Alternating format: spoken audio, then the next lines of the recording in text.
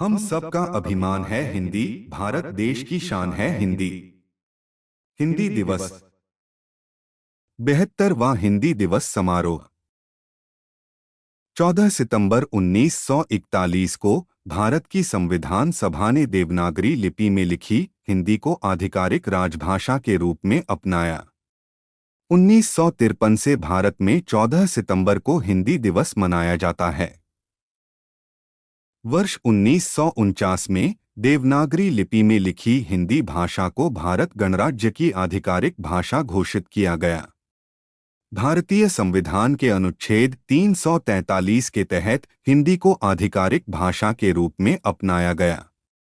जब भारत का संविधान 26 जनवरी 1950 को लागू हुआ था, तब संविधान सभा का यह निर्णय अधिकृत हुआ। सन 1953 में पहला हिंदी दिवस मनाया गया। विश्व हिंदी दिवस को मनाने की शुरुआत सबसे पहले महाराष्ट्र के नागपुर में 10 जनवरी 1974 को की गई थी। वर्ष 1950 से भारत सरकार की संचार की प्राथमिक आधिकारिक भाषा के रूप में हिंदी प्रयोग की जाती है। यह केंद्र सरकार और राज्य सरकारों के बीच संचार की प्राथमिक आधिकारिक भाषा भी है। हालांकि राज्य सरकारों को अपने राज्यों के लिए अपनी आधिकारिक भाषा चुनने की स्वतंत्रता दी गई है।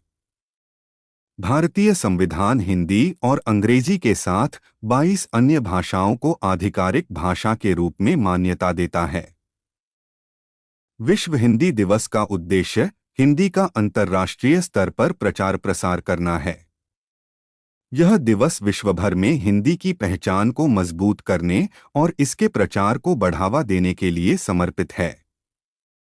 हिंदी भाषा संस्कृत की प्रत्यक्ष वंशज है और इसका इतिहास 769 ईसा पूर्व से है। समय के साथ इस भाषा ने प्रमुखता हासिल की, जिसे शुरू में पुरानी हिंदी के नाम से जाना जाता था और यह दिल्ली के आसपास के इलाकों में बोली जाती थी। विश्व की प्राचीनतम लिखित भाषा है संस्कृत, जिसे कहते हैं देववाणी। यह अनेक भाषाओं की जननी है। संस्कृत के सबसे पुराने लिखित अभिलेख वेदों में मिलते हैं।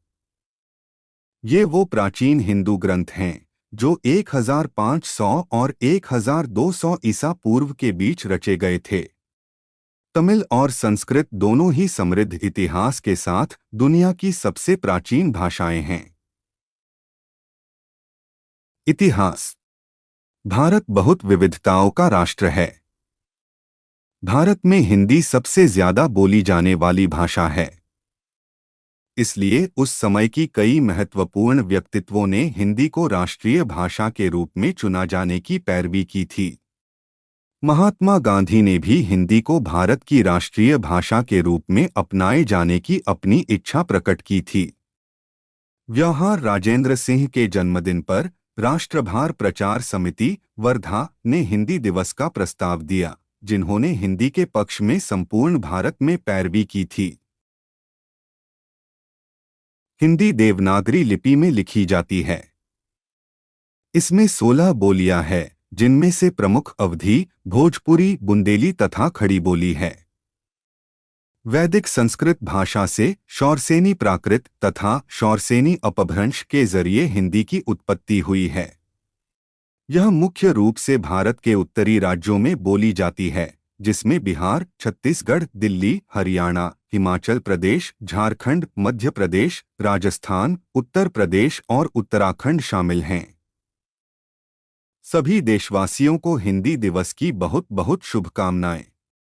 दोस्तों, जानकारी अच्छी लगे तो लाइक, शेयर, कमेंट और सब्सक्राइब जरूर करें।